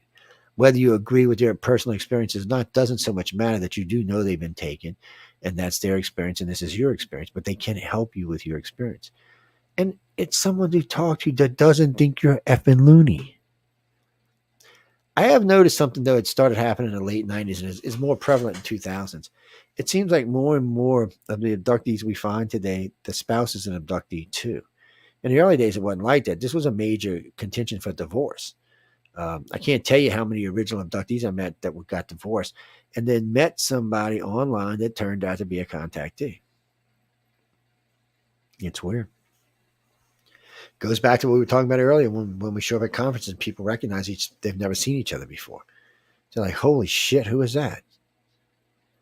Where'd they come from? Oh, John, I'll tell you right now, November 8th, from about 5 p.m. till midnight, about 8 of the hosts in the network will be up and crewed up for the political. We'll be all going all night, just like we do in all major political events. We do all the elections, the president elections and the midterm elections. Oh, yeah, I can't wait to mine. I'm either going to be crying or jumping for joy. Won't know until then, though. No, we're not going to get into that. We don't really talk about this on that show. But tune in to Centralist this Friday night, ladies and gentlemen. We will be discussing it then. Yes, that's why it's called the Centralist. I'm not even going to repeat that. I'm not. Who? Oh, I didn't even see Mike wrote that down there, Kyle Wren. Yeah, see, he's got a cool-ass lightsaber. We're going to have that one given away. Obi-Wan's we're giving away. The one that's behind me and Ray's we're going to give away. If they'll give us, look, these are going to be, they're giving these out. It's for advertisement. They're advertising with the network. And these are things that they're going to give out for the advertisement on the network. The lightsabers are great. I didn't ask him. I'll ask if you can get the ones, if they're going to come with the fighting sticks, because they are extra for the fighting ends than the non. I will whack you in the head with the lightsaber, buddy. I've been thinking about hooking it up so I can run like a taser charge up it. Yeah, I got an idea to do that, and just put a contact on each end, put like a 600-volt taser on it, and when you turn on the light, it turns on the taser. So when you swing it, it will go. And when it hits your ass, it goes. Yes, I'm evil. What can I say? No, Luke, I am not your father. You're a bastard, Luke. Sorry. Oh, did I say that again? I apologize. Being an abductee sucks in the beginning. You're alone. You're scared.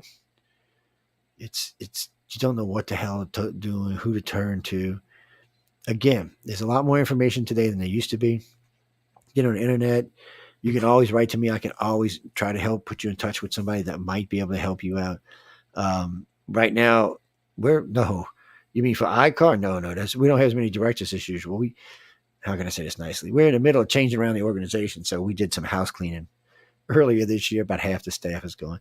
Well, they were just keeping space. I mean, they do stuff from time to time, and they still do stuff for us, but you can only keep the really active ones. So everybody's pretty booked up for at least 6 to 7 months out at a time right now. Some are around about 2 years out, so you can only do so much. Well, we get way more reports than we used to.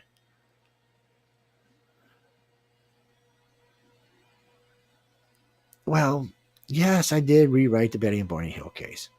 No, we're not going to talk about that. I will do a whole show on that in the future, or maybe I'll do a group of cases that we rewrote. What do you? Oh wait, here, look, see, there it is. I didn't know I took it off my shoulder. Yeah, look, see how cute it is. No, what a doofus. I'm sorry.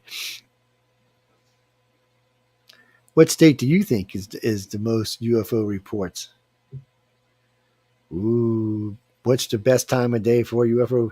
Most reports are given somewhere usually around 6 to 7 p.m. That's because people are out that time. It's summertime. July is the best month. But what state? Is it California? Big state. Is it New York? Is it Texas? Is it Florida? Well, to be totally honest with you about this, it all depends on which UFO reporting site you go to. There's Peter Davenport's, there's MUFON's, and there's a couple of them out there. Besides that, we don't track UFOs.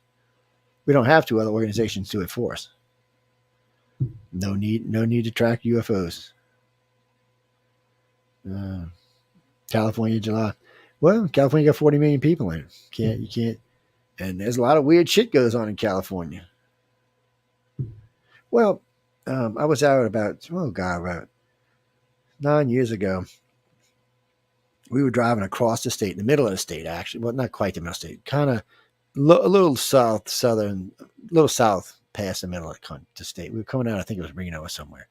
Anyway, we're cruising along, and we were trying to drive on an angle to cross right below the middle of the state and kind of Me and Angela are our way down the highway 1 and then drive down to LA. And we're cruising along. And we've seen these one big ass, beautiful, blue, glowing hunk of plasma. Looked like something out of a movie just come. And then here comes a pink one, about twice its size, doing the same thing. So I'm thinking, are we getting ready to get probed, taken? What the bleep is going on here? What the hell is going on here? Should we even be involved in this? Should we just punch it and get the hell out of here? What the hell is going on? So I'm trying to get on the phone with a friend of mine. My phone is just flipping out, I'm like, oh shit. We get up the road a little ways. My phone comes back on. And all this, it really felt intense. Like you could almost feel the energy like crackling as it went up past you. And so I got hold of a friend of mine who got hold of a friend of his. And it's something that happens out there. It's I guess the plates are rubbing together right there, and it creates these plasma balls. They were badass looking. I didn't know what they were. I'd never seen one before. I mean, I've been out in the swamp when there's swamp gas going on, and people think they're like ghosts. And it kind of does look like ghosts because there'll be different colors, and it'll be kind of smushing and squishing and squeezing between the trees.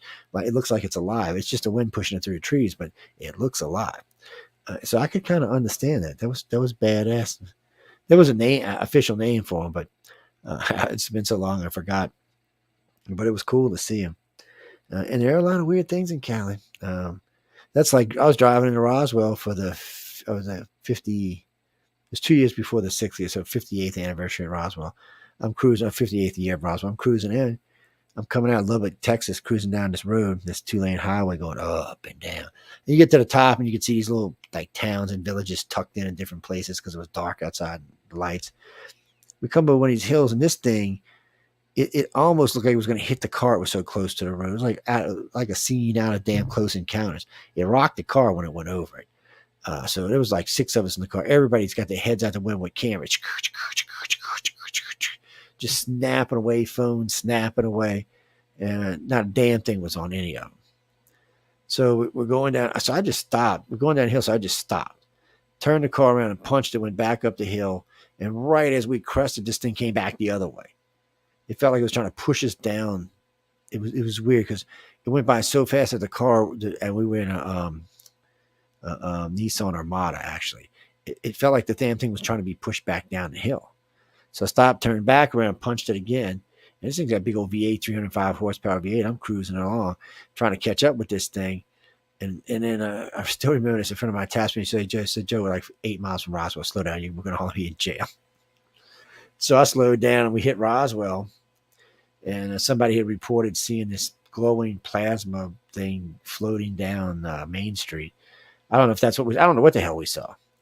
And it was weird because when we left, a friend of mine, Jason Wilson, was when we left, we were getting near this military base when these white plasma things come shooting off, look like off one of the runways, just right over the top of our head, like, I don't know what the hell it was. It happened a couple of times. I have no idea what the hell we seen that night. Or the night going in, I have no idea what we seen. It was weird. And then I was in Stevensville for the Stevensville conference. I was down there doing a little debunking. And I was talking with Jason, and I started snapping just random pictures in the dark. And we got this weird 3-star thing kind of tilting and shimmering and moving. Don't know what the hell it was. But it was near the Stevensville nuclear power plant, whatever it was. It was creepy. The picture's up probably on Facebook. You'd have to probably scroll back like 18 years, but not that long, but still. It is kind of crazy. Well, Johnny, we got time for a couple more questions, but it just when you start seeing these in your dreams, pay attention to your dreams, write your dreams down, write your dreams down, write your dreams down. Pay attention when you freak out. If you have any kind of event that sets you off or creeps you out or flips you out, be sure you also write that down as well. And stop and try to see if you smell something weird, ozone or something. Try to every information you can get out of that experience that may have set you off. See what it is that set you off, because sometimes it's sight, sounds, and smells that set people off. Smells do it a lot. We're more acceptable to smells. It's something that really tunes us in quicker. So sometimes people will recognize a smell and will send them back into a memory. They'll be like, what the was that? So these are all things that can easily bring you to memory. Jesse, okay, what time we got? I don't know who told you, but it is true. Um, one of the original turret designs I made, I don't know, Jesus, 35 years ago. It's about 35 years ago. It's a turret layout for tarot cards. It's very advanced. It's not for rookie tarot readers. Hey, Chad, I'm going to make it public. It was very private or something that a group of witches put together. The cards that were originally made from were what they call like cat cards. These people got more blood and wax on than you could even imagine. But it was the design is to give the reader the ability to give someone a very serious, very informed reading, other than like a Celtic cross or something along those lines. It's really for a more advanced level reader. But I'm going to make it public. I probably will do it first on TikTok, but I'm going to make it public. I don't know. What do you mean why it took me so long? Because it's mine. That's why, asshole. I used it. I don't use it anymore. Well, I can't say I should never use it, but not like I used to. Well, I used to read at a place called the Bottom of the Teacup in the Korea in the French Quarter, right across from the main libraries. Yeah, man, I'll go down there and read some cards for some people. These rich, famous people come in from Hollywood and California. Can you read my cards, man? I said, yes, I can read your cards. Sit down. Can you read my tea leaves? Oh, yeah, I can read them too. It's, but we used to do a lot of readings. We used to get paid to do a lot of readings. And even when I left there, we were still getting paid to do a lot of readings. And I wasn't personally satisfied with the amount of information that was coming out of readings. So I had a friend of mine who was with the Tree of Life people, and he gave me a call one day, and some Wiccans we knew, we got together, and we all sat down along with a coven from the city, and I did this original layout, and I said, I like the way this spreads, but we need to figure out what everything's going to represent and what it means. So we did. It took, I don't know, a couple of months, and it's a great way to read cards. Oh, yes. Very informative, easy. What do you mean, up or down? That's entirely up to the reader. I read them both ways because to me they have two different meanings. But for some people they don't. Some people just read the card for what the card is, whether it's up or down. For me, because I was taught to read way, way, way back in the day by also Carly's great grandson, I read both ways. Yes, because it's just because the card's upside down doesn't always make it negative. About half the time it is, though. And it's not always a major negative, but it also depends on what the card is. Yes, so a really good card can be a really bad card upside down. Yes, it can be. So that's what you want me to teach people how I read cards. No. Most tarot readers I know are nowhere near ready to read at the level I do. No. Well, you know why I gave up tarot? You want to know the truth? Because I didn't need them anymore. I didn't have to use them anymore. I was somewhere, and this individual walked up and he touched my hand, and when he did, I seen like 4 years of his life just complete. So I just babbled it off to the guy. And it happened again like 2 days later. And then I was getting ready to read someone's tarot card, and the lady reached over, and as she handed me the card, she touched the top of my hand. And I seen it, so I asked her a bunch of questions. I said, has this happened to you? And she's like, why the hell you know that? And so I seen that, and I had seen the future, so I just laid it out. So to all of these people I'm talking about, everything that I told them actually came to pass exactly the way I told them. It still freaks me out even today. So from time to time, when I meet someone, it doesn't always work, by the way, but when I meet someone, a lot of times, if it's something it's meant to be given, if they touch me, man, they don't even have to touch me sometimes. It just, I don't even know how to explain it. I don't even know where it comes from. It's not like a hear, a sign, a smell, a smell, a sight. It's none of that. It's just there. It's like somebody just downloaded that whole entire packet into my head, and there it is. I don't even know how to explain it to you. It's very interesting. I don't use it that much anymore because because some of the work I'm into these days doesn't afford me the time to do that anymore. Well, my day job, especially right now, because we're slow, so that means I got to get out, hustle my ass off and find some work. Unless I want to move to Florida, it's it just doesn't afford me time. The radio station takes up a lot of my time. iCar takes up a lot of my time, and my day job takes up a lot of my time. And we don't ask for donations or anything. So I know. Well, the station pays for itself at least now. So it was making a pretty good profit there for a while, but now it's just paying for itself again. But as long as it's paying for itself, it'll stay around. Yes. If you feel that way, you should contact someone.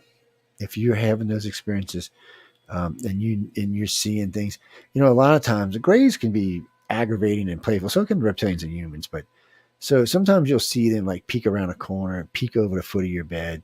If you got one of them tall poster beds, they'll peek over the top of it and shit. You'll see them looking into your room and stuff to see if you're awake or not. Even though they have the equipment to know that you are, I think they just do it to F around. Or when you wake up as you're passing through the wall and you can see, I guess it's the atoms of the wall as you're going through the makeup of the wall itself. Or when you get outside and you're floating up to the ship or you're blue lighted up to the ship. I don't know. Some of it sounds like teleportation. Some of it just sounds like levitation. Yeah, some of it just sounds like they have the way to shift molecules and walls and stuff, but it does seem like it's just pulling you, a beam's pulling you through, and then a beam's pulling you up. That sounds like some type of anti-gravity or something. I don't know. But again, take your time, find someone who can work with you. The most important thing is not to rush yourself in this. Don't let it make you crazy. Okay, it's going to flip you out, but listen to stuff like what I'm saying tonight, or catch me up one night and I'll do one of the monotone voices for you to help you out. But really and truly, take your time, look up as much information as you can. Don't get lost. Only read what fits you personally. Don't worry about what's happened to Jane or Joe or Jack or Gene or whoever. Only worry about you. Deal with what you're going through. If you find a support group, don't let them change the way you believe in your contact. Okay, find a researcher and express your contact to that researcher. You can always write to us and give us your experience and we will put it in our database. But it may be, to be truthful, I'm not going to lie, right now it'd probably be 6 or 7 months before you get an email back. I mean, you might get an automatic reply saying thank you for the email, but it'll be 6 or 7 months. Now, there are shortcuts. If you know one of us, myself, or somebody that you might know in an organization is traveling, and there are going to be places like I was in Dragon Con and I was at FanX, if you would have caught me there, I would have talked to you about this. That's one of the reasons I go to these things. No, I went to FanX to tell everybody I wasn't Luke's father. That's all. Nah, serious. But that's why. Well, so weird story. I'm in Colorado. I stop in this store, wanting to buy something in the store. Me and my wife. So my wife's talking to the guy behind the counter, and the guy says, "Is your name Joe?" And then he says, "Can I have your autograph?" He said, "I'll give you a discount if you give me your autograph." That's weird to me. Okay, it's not that I have never been asked my autograph. I have, but it's I don't know. It's not something that ever happens to me every day. Usually I'm at work dealing with contractors or customers that have no idea I do this. They have no clue. Unless for some reason they got brave and looked me up, they have no clue. And even if they did, they wouldn't care, because as long as the price is good and the job is done right, they don't give a crap. Aliens could be probing me to the moon and back. They wouldn't care. They're just going to care about their price of their job and what they think they should be involved in. Well, people are people. Aliens love me a long time. A really long time. It's I'm not exactly sure, why people want to deny this. I mean, I understand why, because it is scary and freaky, but it's easier to deal with it. Bring it out. You don't have to tell everybody in the world. Find some people you can trust and talk to them about it. Once you can talk about this and get it off your chest, you realize there are some advantages to this as well. There are some abilities that come out of this stuff that you can use to enhance your own life. Things can change for you. A lot of times I will find contactees that were headed for suicide or worse. I'm sorry, something worse than suicide, sorry. But suicide or imprisonment or put into a mental institution or somewhere along those lines. and they'll find someone who will help them start to understand their experience, and that usually leads to finding someone who cares about them, that's had experiences themselves, which sometimes leads to marriage or some other type of relationship. And these people become valuable citizens again. They start contributing to society. They're working. They got their goals. They still do the alien stuff, but they're still doing whatever it is that makes them the ice cream man, the haircutter, the politician, the judge, the lawyer, whatever the hell they may be. They're still doing it. And that's the way it should be. If we can welcome every other crazy person in our society into our society, then what's one more? That's all I got to say about it. But I know we got to get out of here in a few minutes because we're running out of time. Michelle DeRoche will be coming up next. Michelle, what are you doing, Michelle? Michelle DeRoche and Emilia Passano. Anyway, guys, on that note, good night. I hope to see everybody next week. We're back. Like I said, we're back on full time for a couple of weeks, at least until Christmas, probably. We might be off for New Year's, but the station won't be off for New Year's, but I might be off for New Year's. So until then, y'all have some fun. I'll see y'all Friday night. Bring your A game Friday because we got a lot to talk about, including how New York is losing its freaking mind. Good night, everybody, and stay tuned for the Outer Realm. I had had enough. Well, you drove out there into the middle of nowhere and had some sort of loud verbal display challenging ET in general out in the middle of nowhere? That's what I was doing. I actually had a pistol in my hand at the time. I was really ticked off. When I was having this fit, I was waving the gun in the air, okay, and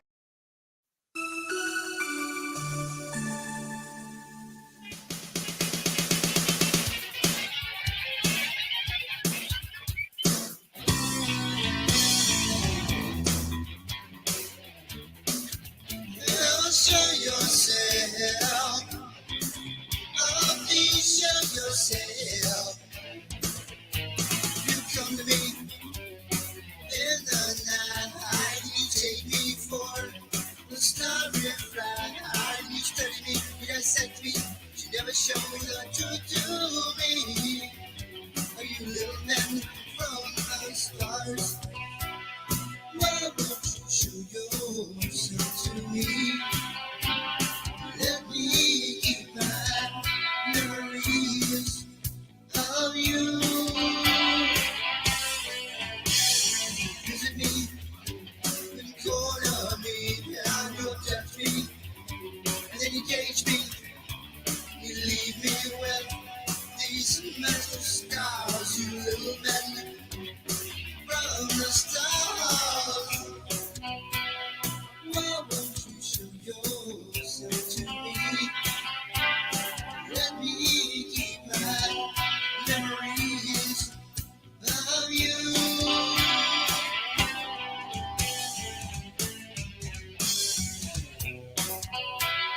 Why won't you show yourself to me? Let me keep my memories of you.